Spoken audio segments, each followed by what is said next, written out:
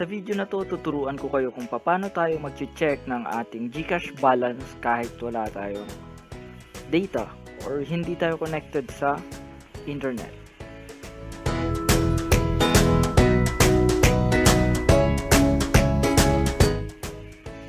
Para gawin yon, open lang natin ang ating phone app or yung ginagamit natin pag may tatawagan tayo.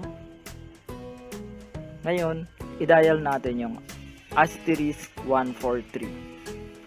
**1 1 4 4 3 3 #,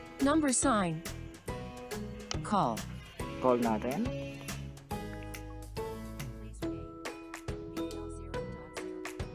At piliin sa mga choices yung GCash.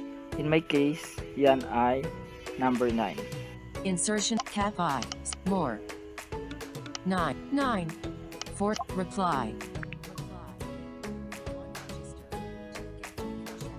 And then hanapin yung accounts. In this case, number 10. 1 1 0 0 7 reply. And then piliin ang check balance. In this case, number 1. Reply. More numbers 1 1 2 check reply. But enter 4-digit pin. At dito, ilagay natin yung 4-digit pin natin sa GCash. Dismiss. Reply.